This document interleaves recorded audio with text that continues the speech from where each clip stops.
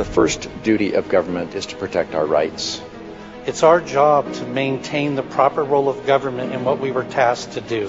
If you really want to doge, this is how you doge. You don't vote for bad legislation that expands government. Thank you. Now we're talking about taxpayer money, and we're talking about accountability. It is their money.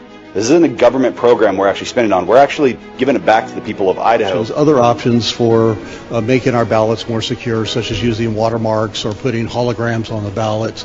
And I think that that's what we need to look at more, is trying to get back to what we used to be, where our churches and our families took care of each other instead of relying on the state. I asked the question rhetorically, if we gave them another $1 billion, they wouldn't be happy. Well, we've given them $2 billion more, and it's not enough. We need to start making Idaho first. We need to start making America first. The other states like Texas and Florida have enacted similar laws to address illegal immigration, both locally and in their communities. And Idaho has the right to protect itself when the federal government has failed to do that. COVID presented us with quite the enigma. We didn't really know what it was or what to do, but that is no excuse to violate the rights of the citizens of the state of Idaho. Say vote no on this and let the teachers teach and quit bringing in coaches to teach the teachers to teach, and let's get education going again in Idaho. I don't know what's coming after this current administration for the feds, and we need this law because our federal laws on immigration have failed. Mr. President, I think it's incumbent upon us to allow parents to use their hard-earned dollars to provide what's best for their children. If I was looking at a business and I was looking at these figures, there would be heads rolling because this is unsustainable. My concern is that the resilience of Idahoans who believe in self-reliance and self-responsibility will be eroded. We need to be protecting our First Amendment rights, not inventing ways to slowly chip away at them. The First Amendment and our freedom of religion, freedom of speech are our first liberties. They are so important. We don't have the rest without them. Yeah, watch it. Come on, guys.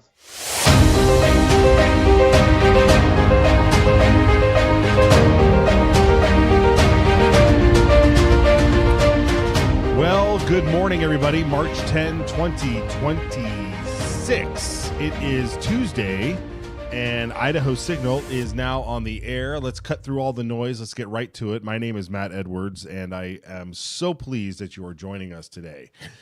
Yesterday was eye-opening once again, talking about all these bills that are so needed in our state and in our country when it comes to illegal immigration. And they're now just, over in the Senate side, and they're stuck there. And so we're going to go through, a little bit later in the show here, exactly kind of like what's going on over in the Senate State Affairs Committee and what's going on in the Senate with the leadership there as well, because we've got several bills that have been stuck there 28 days, 32 days, 21 days. And we're going to go through them in a minute here. But also just in the normal committees, the other everyday committees that are out there, were very busy yesterday. The House Ways and Means Committee had a late afternoon session where they plowed through maybe there wasn't 20. It was almost 20. It felt like 20, upwards of a dozen or more bills, introductions, brand new bills that were coming through. Some of them were cleanup bills, and some of them weren't. And some of them were new ideas and things that were coming late and things that had to be broken up and split. There was one bill that apparently had to be broken up into like 4 different bills. So it's kind of, they're calling it a little unprecedented, the amount of bills that are coming through committee these days that are coming through the entire legislative session. And so we wanted to take a look at and get you up to speed as to where did my entire show notes go? This is the worst setup ever in the history of mankind. There they are. Okay, so we're going to get to that. We're going to get to a lot of these bills. There's a lot of argument on both sides that talk about this issue? Or do we have too many bills? Do we not have enough bills? Are these bills just frivolous and unimportant? Or do they carry some significant meaning? And what is the whole point of having a legislature? What is the whole point of sending representatives to Boise to, we would presume, to advocate for our rights, to make lives better, to make sure that the bad guys get put away, and all sorts of different tasks that these folks are doing down there.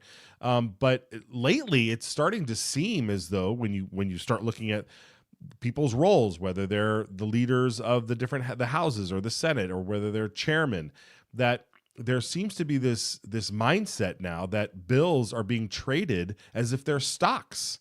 And so are we electing stockbrokers? Are we electing bill brokers? Or are we electing representatives who are going down there to protect our rights, to ensure that government does not overreach? Because it naturally will. It will grow. It will spend your money. It will find new programs. Why? Because men are horrible. Men are fallen. And when they get a taste of power, and even if it's altruistic motivations, it can become a runaway.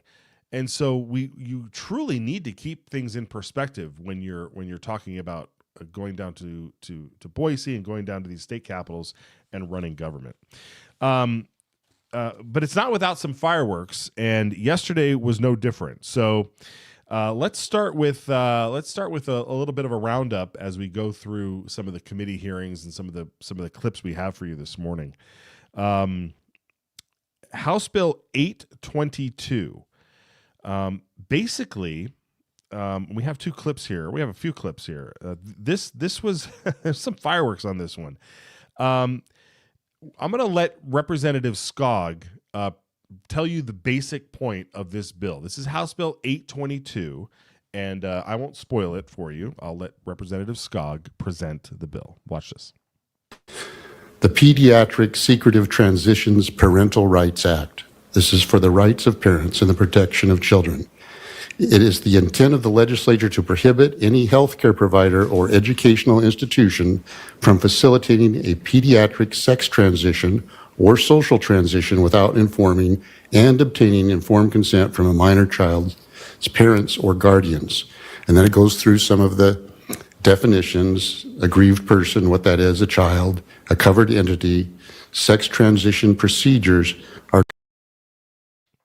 Okay, so basically what this is saying that the parents have a right to know when any one of these other entities, be it school counselors, be it doctors, be it just a third party, is involved in social transitioning your child.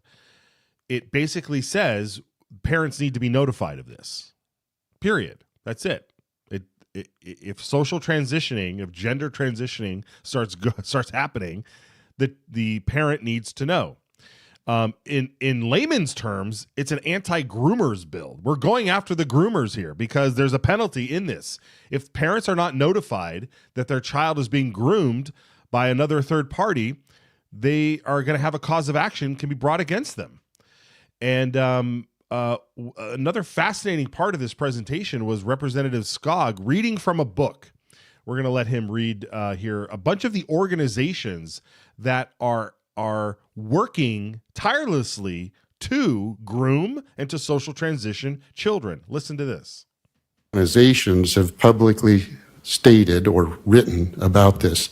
The American School Counselor Association recommends using special markers to note when a student uses a new name unbeknownst to parents. Quote, if students have not disclosed their gender identity to a parent or guardian, unquote, the group says, quote, their chosen affirmed name should be noted as a preferred name in the system.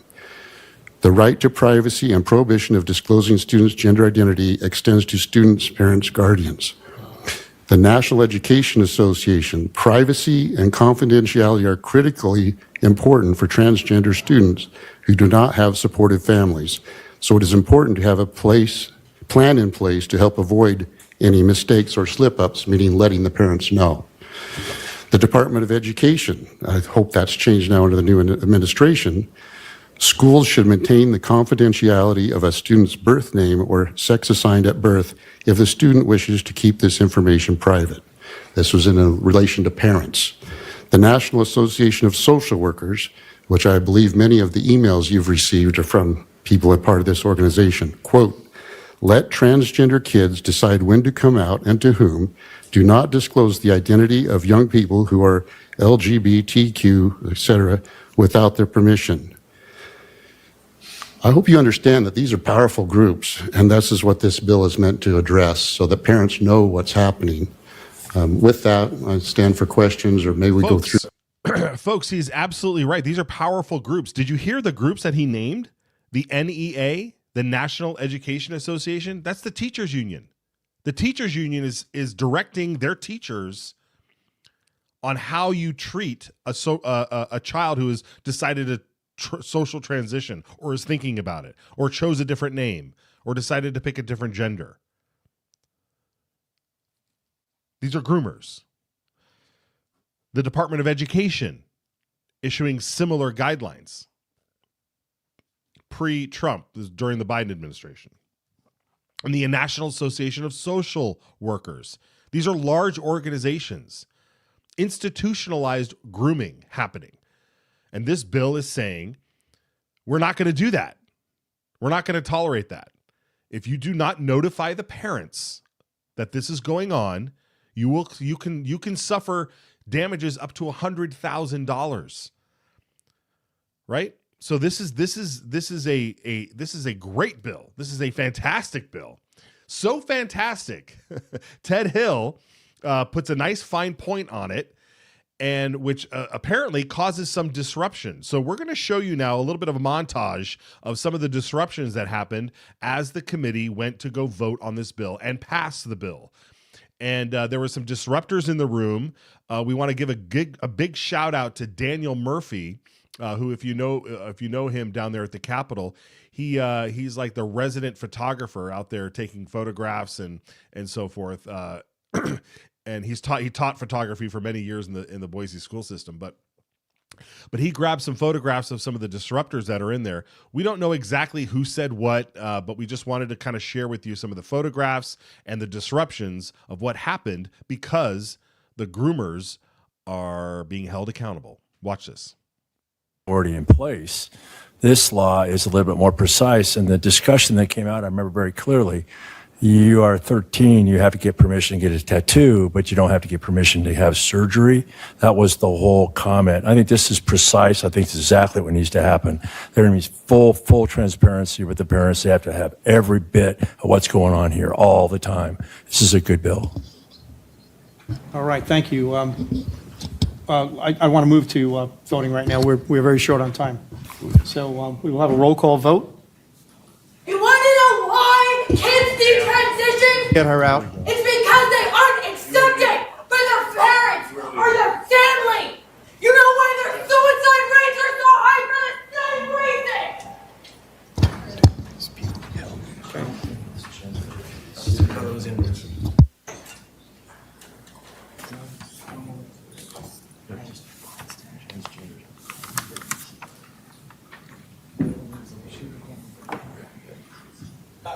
We see you take up all the time, Mr. Staub. Your jobs are to work for us and to ask those questions for mental health professionals. Can we remove these people, please? This bill is going to kill kids. There we go.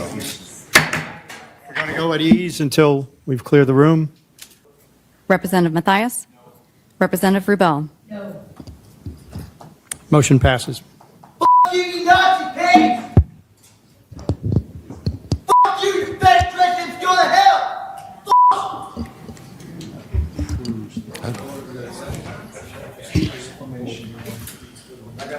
Alrighty. I will very happily relinquish the gavel to Chairman Skog. All right, Representative Alfieri, the vice chair of the Judiciary and Rules Committee, there, adding a little bit of levity to the moment. But folks, this is you're watching these people react. Incredible. I mean, it's absolutely incredible. They can't fathom the thought that people are standing up to protect kids. They can't fathom. They can't fathom. They think They think that this whole entire it's like a witch hunt against mentally ill people. And that's not what's happening. This is not a game. These are our children. And we are not going to have these demons out there doing this to our kids. I mean, look at these people. It's incredible. They're all mentally ill. All mentally ill. And some of them are just brainwashed, and it's so sad. It's so sad. So this issue, it continues to plague our state. It continues to plague our society. But we want to thank the committees. We want to thank the representatives and the folks that stand behind this stuff, because we can't tolerate it anymore. And if we're going to be a country that's made up of states that are like experiments and incubators for different ideas and stuff, Idaho's not going to play along with the trans agenda anymore. It's done. The alphabet mafia, like one by one, these bills, you guys, go do your sick experiments somewhere else. It's not going to happen in Idaho. It's not going to happen in Idaho. Okay, so with that, another prong to this was a bill that was passed last year by Representative Dale Hawkins, which basically said we are not going to have in our schools, in our K through 12, we are not going to have sexual orientation and gender identity taught in the curriculum. Those are discussions that need to happen at home. It's not about biology. We can still teach biology. What is a man and what is a woman, right? We can still teach about sexuality in terms of like, here is how babies are born, right? It comes out of a heterosexual relationship. You can't do anything when you're putting AA together and BB together. You got to have A and B together to create a new A or B, right? And so Representative Hawkins last year presented a bill that he has been trying to clean up, because there was some inadvertent language left in that made the bill kind of like incoherent. There was one line that was left over from the bill that he was pushing last year, which dealt with, originally when he wrote the bill, when they had the bill, it was to deal with K through third grade, and said we're not going to talk about gender identity and sexuality, sexual orientation with K through 3. And he got some pushback and said, well, why not fourth grade? Why not fifth grade? So he said, all right, well, let's just do K through 12 altogether. All those discussions can happen at home. Let's just focus school on reading, writing, and arithmetic, the whole deal. Just leave that alone. And so they went and rewrote the bill and inadvertently left in some language that has now caused the school system and the policymakers in the school districts to wonder, wait a minute, what is this line about? And does that mean we don't have to do this, or does that mean we have to do this or not? And so it's very confusing. So Dale Hawkins is back with the bill saying, oh, we accidentally left this stupid line in. Let's cut it out and then move forward. And so he had a hard time getting it through the House, but he did. He got it through the committee. He got it through the House floor. And now it's sitting over in committee. And some of these senators who love to find every little nuance to pick on, especially when deep down it feels like their motivations are completely different, but they find the one kernel that they can hold on to. Senator Cook and Representative Hawkins had a bit of a back and forth about this issue, and it was rather odd, rather strange, especially when Cook is saying, "I know what you're doing, and I want to help. I want you to help fix this," but he just doesn't quite seem to get it. Watch this exchange. Thank you, Representative Hawkins. I think I understand what you're trying to do here, and I support the idea. But I am concerned, as I read that here, that it would do away with that awkward fifth grade movie that I remember watching with my mother. I don't see how you could do that again in fifth grade based on what you've got here.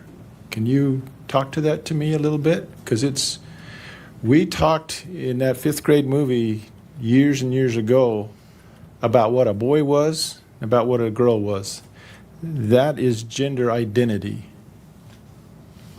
Representative Hawkins. Mr. Chairman, Senator Cook, I'm trying to find the right way, like this bill, biology class, what is a girl, what is a boy? You used to see the images on the wall. That is not what we're talking about here. Sexual orientation and gender identity are theories of thought that go outside the normal bounds of biology. I guess somebody brought up a better way to explain it is nobody's ever been on the farm ground and a cow come up to you and tell you that it's a bull. These are the things that we're talking about here.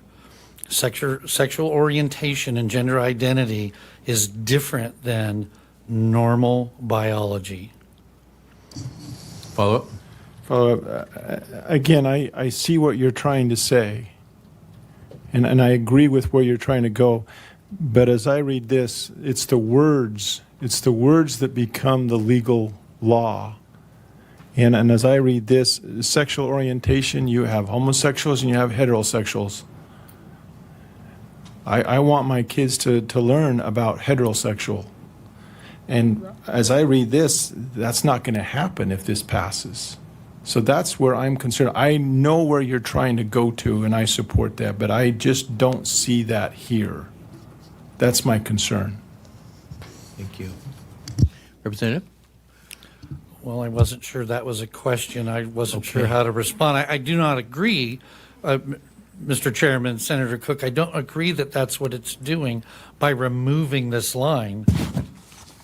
By removing this line, what we've done is draw a clear path for schools to have a policy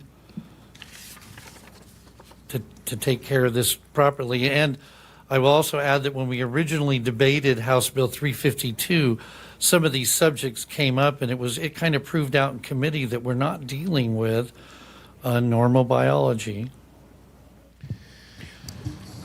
Just one more follow up. Okay, so this is again very frustrating. Cook is conflating gender identity with actual gender, which is completely wrong. I mean, God bless these folks that go there, like Dale Hawkins, that have the patience and the statesman-like attitude. Because if I was there, my voice would just be raised. I'd want to wring their necks for not understanding the simple. Talk about language. I'm gonna read you the line here real quick because it doesn't make sense. Okay, this is House Bill 516. If you want to follow along, it's on page 2, section 5, which begins on line 19. Okay. I'm gonna. Should we listen to Tammy first? Well, let's listen to Tammy. Let me give you the line. Let me give you the line because then she goes through and kind of explains what's going on here. The line this is a 2.5 page bill, and the one line that is being taken out here is this. It's in this section 5. A public school shall be required to adopt procedures and policies that prohibit classroom instruction by public school personnel on sexual orientation or gender identity from kindergarten through grade 12. Okay? It goes, and this is the part that's being struck out, or in a manner that is not age appropriate or developmentally appropriate for students in accordance with state standards. That is the line that's being taken out because it doesn't even read correctly in that paragraph. It doesn't even read correctly. A public school should be required to adopt procedures and policies that prohibit the instruction or in a manner that is not age appropriate or developmentally appropriate for students in accordance with state standards. It doesn't work. It doesn't work. Senator Tammy Nichols here explains it. Go ahead. Chairman? Sure. Thank you. So I see what they're trying to do here, and I understand. And again, we're just dealing with a very specific portion which has to do with sexual orientation and gender identity. And the bill already says that instruction can't happen kindergarten through 12th grade. But that or, I think, it creates some problematic language that conflicts with the intent of the bill. And so by taking that section out, it makes sure that the clarification is exactly what the intent was, is that, the bill already says instruction can't happen in K through 12. The exact wording makes it sound like there might be exceptions. So removing that is what gives the clarity. So I just wanted to mention that. Thank you. Yeah, exactly. The bill is it's a prohibition bill, K through 12. It says you cannot do this. You can't do it. K through 12, kindergarten through 12. And then it says, or in a manner that is not age appropriate. That doesn't even make sense. It doesn't even make sense. So, very frustrating because what happened? The bill was held in committee, just like that, done. So now we have this confusing language sitting in a parental rights bill where we're trying to keep this dangerous. I mean, look at the stuff we highlighted before. This is what all that leads to, right? You start allowing teachers and staff to talk to students about sexual orientation and gender identity and confusing their minds and playing in and enabling some sort of weird prepubescent or puberty hormonal functions and activities that are happening that get kids all messed up. And sure, there's plenty of kids out there dealing with depression. They're dealing with heartache. They're dealing with a rough home life. And so the last thing you need are strangers out there promoting sexual orientation and different gender identity. It's awful. It's absolutely awful. And these senators sit there and they know exactly, because last year they voted on it. They voted on this bill. They knew exactly what it was supposed to do. And now they're back here saying, oh, you messed. Oh, yeah, you left that language in there. Well, I don't know. Unbelievable. Okay. So that was the end of that bill. So we're going to keep going, keep getting caught up here. Do we need transitions that go from bill to bill? Because I feel like the emotions that happen here are bizarre. So, but that was my play at going to let's fade to black. We'll do a transition. We'll come back. No, we won't do that. But let's move on to the next one. The next one's Medicaid expansion, folks. Redmond, God bless him, man. Jordan Redmond was in the House Health and Welfare Committee with a bill that would repeal Medicaid expansion. This is the part of Medicaid that is causing people to stay home from work, because why give up their health benefits if they can just stay home from work or only work 20 hours a week and get a free ride on the taxpayer dime with free Medicaid. There was again some contention in the room about this, and I kind of want to highlight this because there's one representative in particular who seems to step in it, and he comes across as wanting as seemingly to know everything, and he just kind of really doesn't. But here was Representative Ben Furryman with his concerns on why repealing Medicaid expansion would be a bad thing. Let's watch this. Problems with this is not necessarily who should or shouldn't be on Medicaid expansion and able-bodied individuals. For me, part of my problem is just the lack of information that I feel is accurate. And in the fiscal note, where it says as a note, it's important to note that those who move off Medicaid will be eligible for advanced premium tax credits, policies if they choose to work. I just want this committee to understand that in order to be eligible for APTC and be able to get a plan on the exchange, the way it's written right now, you have to be above 138% of the federal poverty level. If you are under 138%, if you're between 0 and 138%, you do not qualify for APTC. That's why Medicaid expansion was included in the original Obamacare bill. And then when it was taken out, Congress didn't fix it. So if I'm somebody making $10.30 an hour, working as hard as I can without an education, whatever it might be, I can't get a policy on the healthcare exchange with assistance. So my only option is Medicaid expansion. And if I get a few extra hours and I make a few more dollars and now I qualify for my employer's plan, I have employers who offer health insurance and the cost is hundreds of dollars a paycheck. So for a lot of these people, getting extra hours and going off Medicaid doesn't solve their problem. So I'm with Representative Healy that the problem is much bigger than Medicaid expansion. And I feel like this is going down a road that is going to cause a lot more harm than the money it saves. Boy, talk about a lack of information that's not true.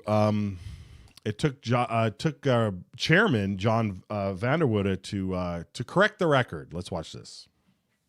To the good representative that if Medicaid is repealed, those from 100 to 138 then do qualify for the exchange, because those were on the exchange before we did the Medicaid expansion. And when we did the Medicaid expansion, we had to take about 15,000 people off of private insurance and put them on Medicaid, because the bill is written that if you don't qualify for anything else, you can go on the exchange.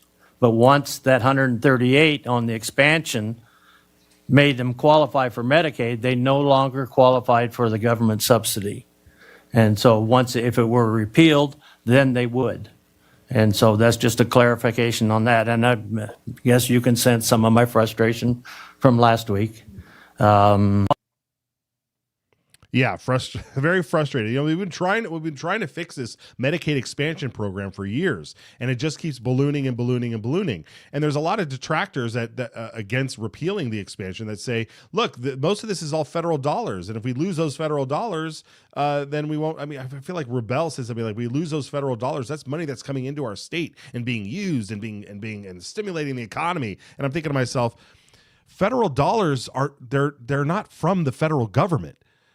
They're from you and me. They're still our dollars. Like, what are you talking about? It's still taxpayer money. I don't care if it went to Idaho and is being spent, or if it went to Washington, D.C. and is being spent. Medicaid expansion is killing us. And it's also allowing the fraud, the money laundering that we highlighted on Monday. Go back to the Monday show and watch the segment with Nicholas Kleinworth on the money laundering aspect of Medicaid in general, and Medicaid expansion especially. It's incredible. It's absolutely incredible. All right, Medicaid that sailed through. That did get through the committee, the Medicaid expansion repeal bill, which was recommended by the DOJ committee. It was one of their best recommendations coming out of the summer, the DOJ task force. It passed committee 10-5, and it will head to the floor, where it will have a robust debate. But we'd love to see it get repealed. All right. I want to bring Brian Allman in here. Brian, I want to talk to you about the number of bills that have been going through here, because Senator Jim Guthrie has a reaction to that, because he seems to be focused on a lot on the process rather than helping normal everyday average Idahoans' lives here. But let's talk about the number of bills that get seen, that get drafted, that get heard, and that get passed.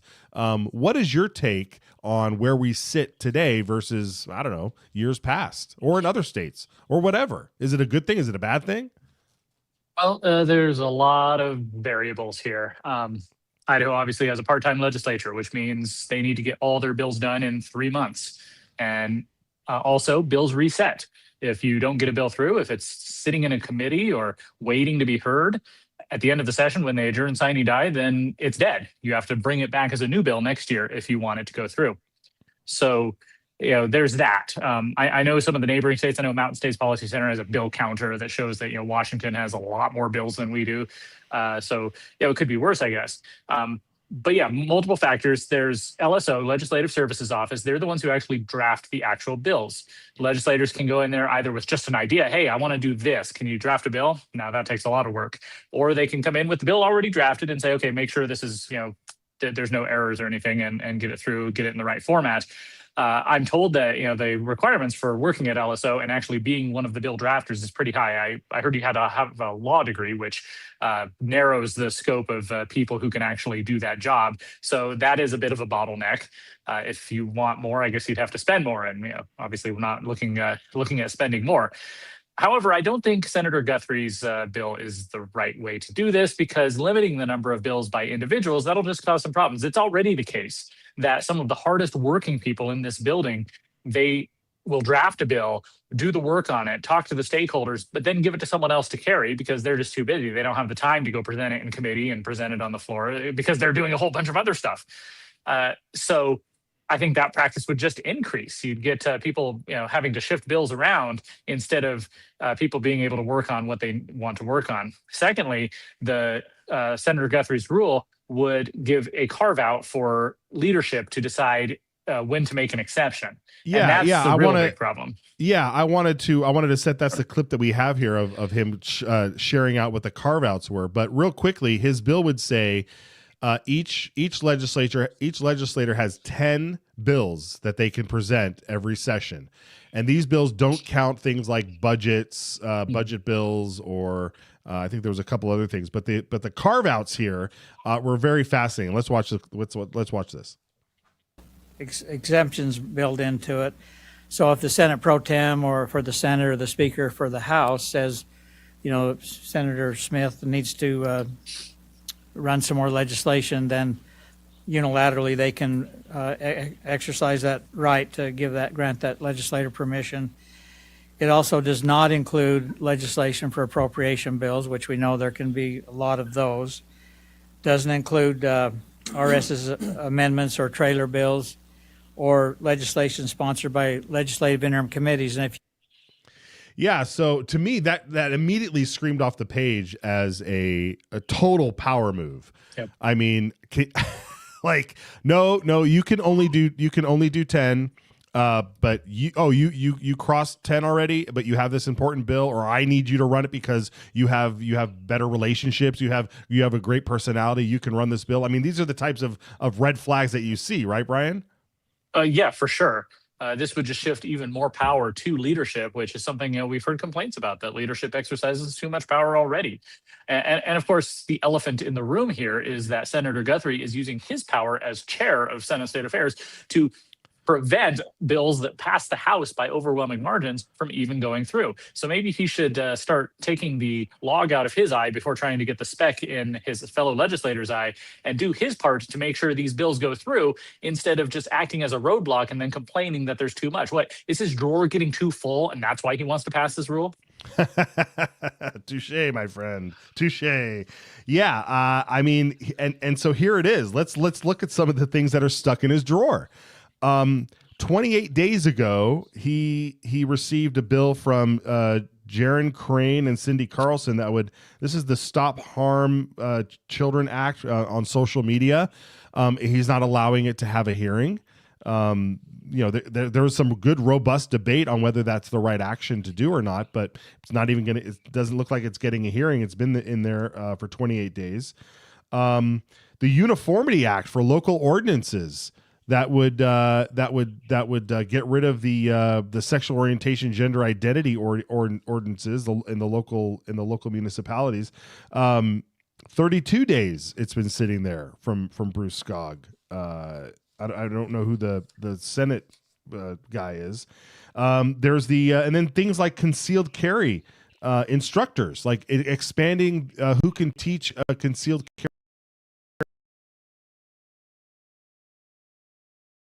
weapons license. Ted Hill has a restroom privacy act that's been sitting there for 21 days. And of course, Christy Zitto with her Stand Your Ground 2A enhancement bill sitting there for 21 days. And then, of course, not to mention the immigration bills that we've been highlighting, 700, 704, and House Bill 659 that just landed there yesterday. Those bills are sitting there, not quite as long yet. So we don't, but we're hearing that they're not going to get a hearing. It's a problem. we talked about it yesterday. We don't need to, rehash it and just get whipped up in a frenzy again. But it is something that I think every Idahoan, every voter, every citizen of our republic should be frustrated with, when you have one man unilaterally blocking legislation that's supported by, many people. It's supported by a majority of the House. And it's likely that some of these bills might get a majority vote in the Senate. We don't know until we have the vote, but he's just sitting there playing the gatekeeper. It's, the House says, yes, we want these to pass. The Senate says, yes, we want these to pass. But isn't there someone you forgot to ask? Oh, Senator Jim Guthrie. He gets to decide. He gets to decide, and he doesn't even have. He has a better veto power than the governor. Mm-hmm. If the governor doesn't like a bill, he vetoes it. But then the House and the Senate still have a chance to override his veto. Here, there's nobody to override his veto. He says, nope, I'm not doing it. And I think it's because I said this earlier. I think some of these people think that they're stockbrokers. They're bill brokers. Did we elect stockbrokers, Brian, or did we elect representatives to work for the people? Because they're treating these bills like they're stocks. Yeah, and I know there's negotiations that go on behind the scenes. Okay, I'm going to hold this bill until you make sure that bill goes past. I get it, but when you've got bills that pass the House and one man can say, no, we're just not even going to bother hearing them, I think that's making a mockery of our Republican system of government. It is. And if I was someone like, Senator Zito or Senator, Lenny learned that lesson too, but start the bill in the House so you can create more hoopla over it. Lenny tried to do that mask mandate bill in the Senate a few years ago, and it didn't go anywhere. And so it went back over to the House, where it went through a couple times, and then it finally got through last year. So there's all these sorts of ways to get around it, but it's truly remarkable that one man like this can do. But here's the other thing: there is another man that has even greater power. I think. He's the leader of the Senate. Is Senator Kelly Anthon, the pro tem of the Senate. He should be the one helping direct traffic here. And he is directing traffic by sending these bills to the Senate State Affairs Committee, where they're going to go die. So is he in on the game? Is he trying to uphold? What is this guy's position? Mm-hmm. And that's a good question. The committee chairs serve essentially at the pleasure of the pro tem. We saw a couple of years ago when then pro tem Chuck Winder removed some vice chairs because he didn't like what they were saying on social media and in their newsletters. And at the beginning of a new year, it's the pro tem who decides who gets to chair these committees. So is Senator Guthrie just so powerful that he's dominating even the pro tem, or is the pro tem playing a little game where he's using Guthrie as the hatchet man to do the dirty work to make sure that these bills don't go up to protect whomever, like we said yesterday? This is why you get paid the big bucks, Brian Allman. You are exactly right. I had forgotten that Chuck Winder censored and removed Brian Lenny and Glenita Zeiderveld, I believe, from their vice chair positions. And a vice chair is just the backup chair. They have certain responsibilities, but they weren't controlling the committee. But he removed them as vice chair for comments they made on social media, and comments that were totally within reason. They were a debate that was going on about the issues at the time, and so if he can do that, then when we have consequential actions like this, where bills are getting stopped, they're getting passed in the House and they're getting stopped by one man, folks, let's put up the graphic, guys. We got to save all these bills. At this point, Senator Kelly Anthon has to step up to the plate and do something here, folks. Ask the Senate leader, Kelly Anthon, to get these bills heard or remove Guthrie. Remove him. Because if you don't remove him now, he's going to be removed during the election anyway. So you might as well get used to him not being head of the state affairs. Try a few people out. Try some different chairs this cycle. Get these bills heard. Call his office right there. Or you can scan the QR code and it'll bring up an easy email that you can send. We're talking about House Bill 700. We're talking about House Bill 74. These are the E-Verify bills. There's also the 287G, where law enforcement inside Idaho, come back to us, guys, where law enforcement inside Idaho can work with the federal government when they're apprehending illegal aliens. Folks, this is the biggest. This is the issue right now. This is the issue. They're not doing anything up at the federal government level. other than what Trump can do with shutting down the border and sending ICE out there. But this is the thing, man. Yeah, this is definitely about making Idaho an equal partner in that immigration enforcement. I just want to say one more thing about Senate State Affairs for viewers who don't know. It's essentially the leadership committee of the Senate. The House has Ways and Means where, the majority leader, minority leader, caucus chair, and all them are on. Senate State Affairs has the pro tem on the committee. It has Senator Den Hartog, the majority leader. It has Senator Mark Harris, the assistant majority leader. It has Senator Ben Taves, the caucus chair. It's the Republican majority committee, which means it is their committee to do what they want. And Senator Guthrie, really, the leadership should be dictating to him, not the other way around. Yeah, absolutely. This is exactly what should be going on. Is the leadership needs to step up and get these bills heard. I'm just appalled by it. We gotta, like I said, Guthrie has a challenger. He has a solid challenger, and he may not be here next year. So why not just remove him now? Go through a few people, give him test runs at running the committee, and let's get these bills done for the people of Idaho. All right, Brian, where can people follow you and keep tabs on your work? At Brian Ullman on X, gemstatechronicle.com. I'm working on an article today about the budget again and how much the government's spending. I think it's some interesting number stuff, and it counters some of the Democrat, liberal Republican narratives we've been hearing. So stay tuned for that. Excellent. All right, brother. We'll see you back in this week, and Godspeed to you, my friend. Thank you. All right, folks, let's take a short break. When we come back, we got a special guest on the other side who's just mad enough to head off to D.C., hopefully. So we'll be right back.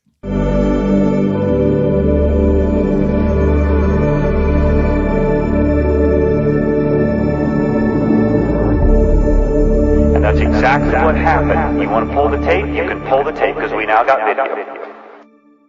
Idaho's Republican governor signed the bill to reduce her income tax rate, but Jim Guthrie voted against it. Our governor signed the Idaho Medical Freedom Act, but Jim Guthrie voted against it. Our governor signed the school choice bill, but Jim Guthrie voted against it. Our governor signed bills ending taxpayer-funded soda and junk food, removing DEI from our universities, and outlawing pride flags being flown on government property. And Senator Jim Guthrie voted against all of it. Who does Jim Guthrie really represent? Because it certainly isn't you. Paid for by Citizens Alliance of Idaho. The dictionary defines a pledge as something that you give as a sign that you'll keep a promise. As Idahoans, that's what we're looking for in our elected leaders. A sign that they'll keep their word. Talk is cheap, and so are political promises, hidden agendas, and special interests. This is why we created the Citizens Alliance of Idaho Pledge, affirming the values Idahoans have been living by for over 100 years, inspired by the only two documents everyone has agreed to live by. So when an Idaho legislator signs our pledge, inviting voters to publicly hold them accountable, that's what we call political integrity. The pledge restores trust and honesty between voters and their legislators. It means protecting our shared values and ensuring your voice is heard in Boise. And that is priceless.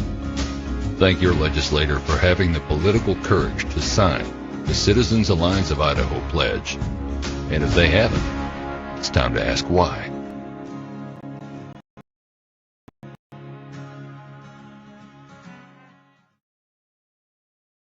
Back to the program.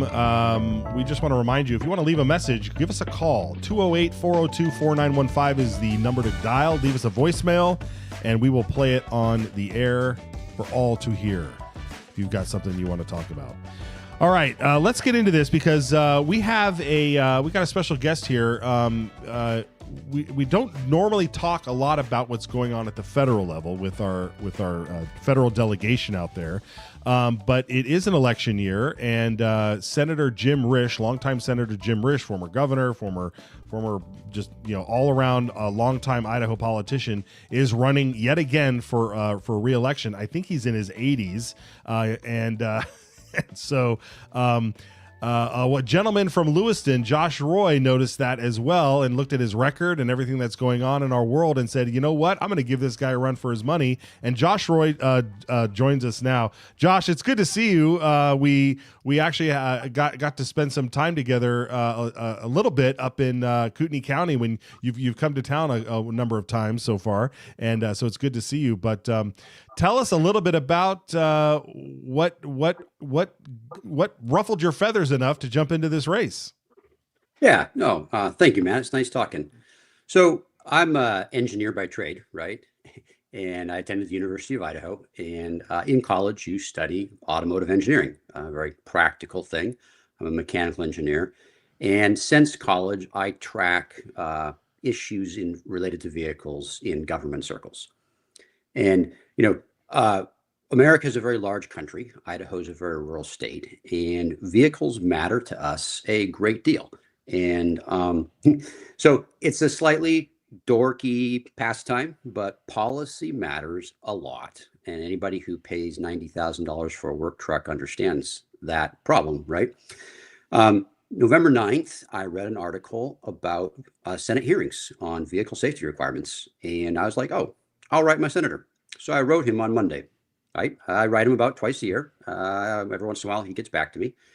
And after I wrote him that Monday, I looked him up just out of curiosity, right? And I realized in short order that my senator was 82 years old, that he'd been serving since Richard Nixon was president in some fashion or form in the government service, and that the only opponent at that time running against him 6 months from Election Day was Joe Evans, more or less a marijuana advocate from Boise, was on the Republican ticket registered nationally. And I'm a working middle class dad, right? I work in the pulp mill in Lewiston. It's a very high pressure job. It's a very competitive industry. We handle a lot of production decisions that are pretty difficult to analyze, a lot of risky equipment operations. And I sat there and I'm like, 82, I have a choice between an 82-year-old and a marijuana advocate when I go to vote in May, right? And, I'm not alone in my frustration. I mean, we watched Joe Biden, right? I mean, that didn't go well. We've watched Nancy Pelosi, Dianne Feinstein, Maxine Waters. I mean, and among the voting populace out here, there's a really extraordinarily widespread dissatisfaction with the state of affairs at our national leadership level. And I just asked myself, I'm like, well, could a regular guy do this? Like, can it be done? And, so November, it was actually 7 months to Election Day, right? And there was nobody else in the race. And I reasonably and almost accurately assumed that anybody who was going to run in the race would have started running in May, because that's what I would have done if I was going to run in the race. And I sat there for like a week reading campaign finance law and studying how do you run for office. And I decided it was doable, and not just doable, but like it really had to be done. I talked to my brother-in-law. He's kind of a politics junkie, even though he's on the other side of the political spectrum. And he's like, hey, at the worst, Josh, you're going to shake it up a bit and get the discussion out there for people to talk about. And I really have. Sorry to cut you off there, but I just want to say, like, I want to commend you on that point, because that is really what it takes. I mean, when you said you sat there, you looked at the ballot, you said, I've got a guy who's been entrenched in politics since the Nixon era. He's going to be 82. He's running for re-election for a 6-year term, which means he's going to be 88, 89 by the time he gets out of there, if he makes it that long. God willing, right? Yeah. But and then you got a marijuana advocate down in Boise who's running for the seat, and you're saying to yourself, will no one else step up? Will no one like actually try to make a serious effort? And what you're doing is serious, because you looked at the time frame, you looked at the timeline, and you said, if I'm going to do this, I'm going to have to start now, and I'm going to have to start traveling the state and meeting people and doing the chicken dinners and doing the meet and greets and getting stuff out there. How what's the reception been like now that you've been on the road doing those sort of things? Yeah, so for a good cause, people inside the party system are a little skeptical of my run. And I just take that with good humor.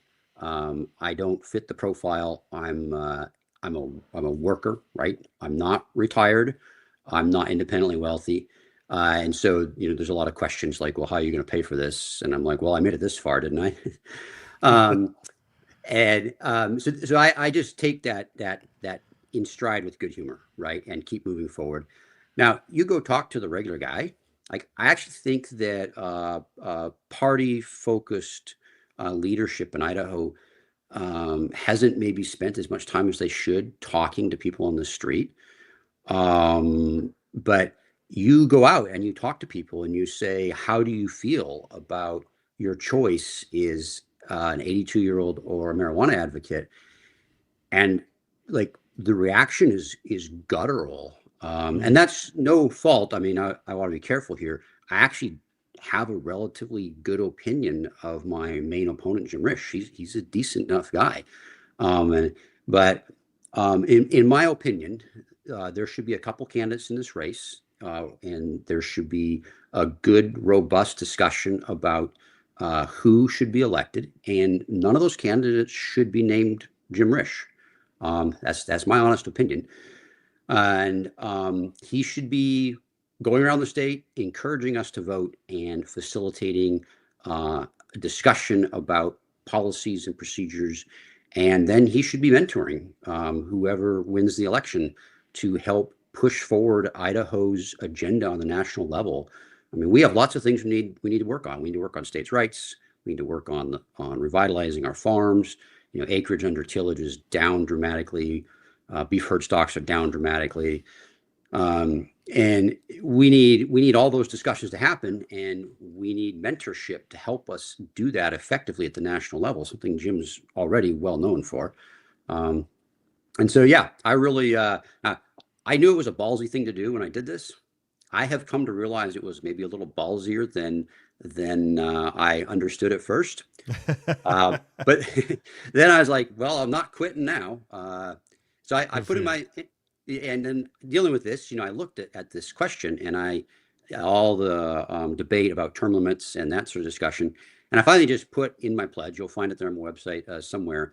I pledged 3 terms. I just nailed it down. I put it in writing. That way I don't have to come to some position in my career where I too will end up, wanting to continue and having amassed a sizable power base and substantial influence that would allow me to continue and not have a reason to stop and go spend time with my grandkids or, take up a hobby or travel Europe or actually, yeah. I'll only be 63, so I might actually have to get another job, to be honest with you. Yeah, good point. But you raise such a great point here, and sometimes it can be seen as maybe the old guard just trying to find their successor. But when you put it in a way that you say, we need these people that have the experience to raise up the next generation of leaders. It doesn't have to be like handpicked, selected, my best friend's nephew kind of thing. It really has to be a grassroots effort where these establishment folks that have been there for a long time can touch grass, and really get to know the people and not handpick somebody, but just say, what, look, Josh, great character, great background. You come from a great area of the state. You've got a great head on your shoulders, family man, great ideas. You should be in this race. And so should these 3 other people, because we want this robust debate, whatever it is. That type of mentorship that you're talking about is so needed. And it's needed not just at the national level, but in the state level too. I mean, I deal mostly with the state legislature. And so we're constantly out there looking for the next generation, the next people that can step in and hopefully carry on the traditions and the work to preserve our shared values. Josh, last question before we head out of here. What is your realistic expectation, and what is it going to take, do you think, to pull off maybe a victory? And a victory could look like many different things, but what would be your estimation of a victory here? Well, it's Idaho, so I need to win a plurality against 3 other candidates. For me, so I'm a working husband and father. My wife works. So I'm traveling every single weekend and trying to fit as many activities in every evening as I can that are within, 2 to 3 hours of Lewiston, Idaho.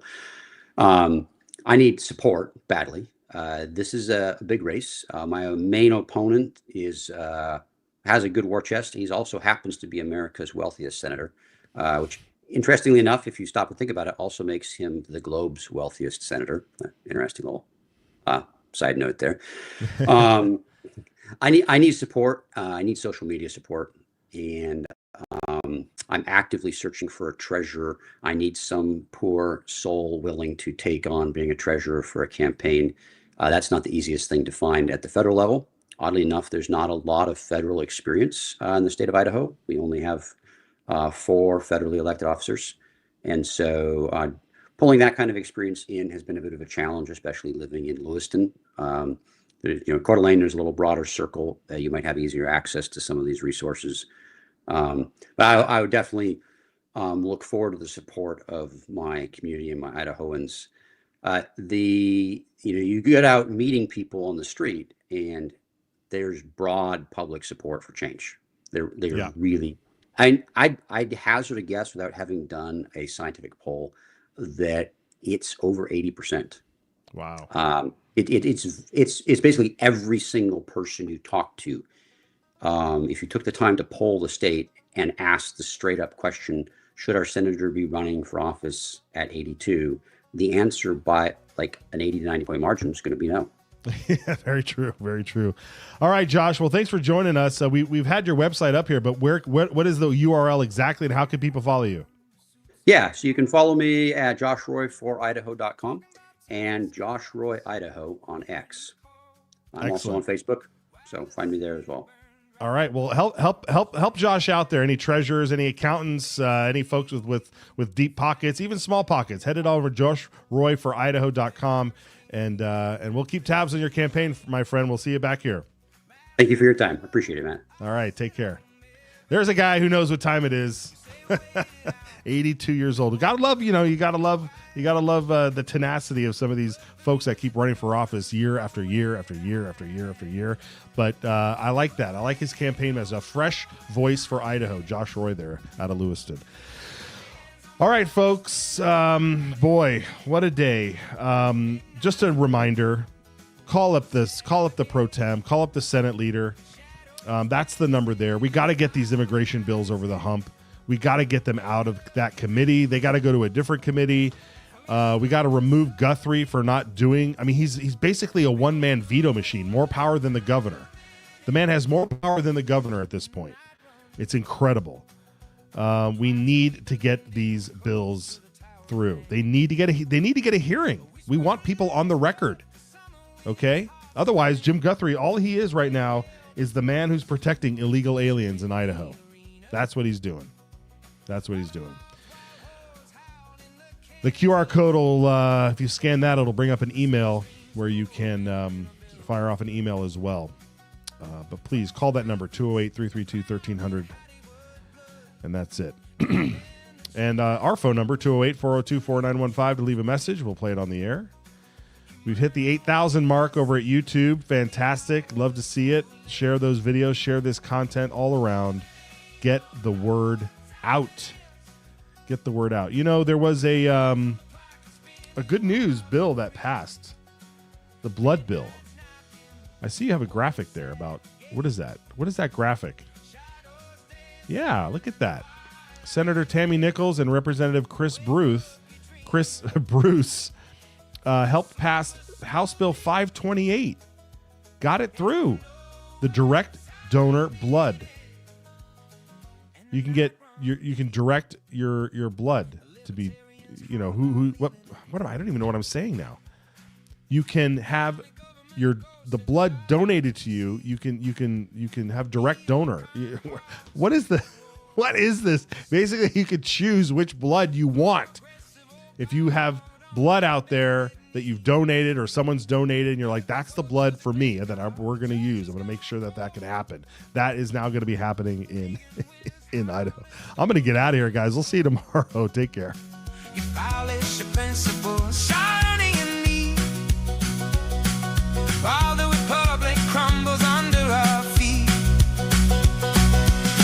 it's a warning from the online wire. Heritage Stoller took us holy fire. Ace in the hole, stay in charge or you die. Flight 90 feet rushing across the blood-red sky. Come on, playing dice and let's make the game. The left's in insurrection, name in your name. Big moves of Dario, that's the stark choice. But you fiddle in silence, ignoring the voice. Oh, they don't know what time it is. The hands on the clock are spinning wild and free. Midnight's knocking, the wolves at the gate. Shadows dancing in the fight I take. Wake up, you dreamers, from your slumbers so deep. They don't know what time it is, and the night runs deep. So blow your horns out in the gathering storm. This bill, I think, it puts a stake in the ground that says we have a sovereign right to protect what's ours.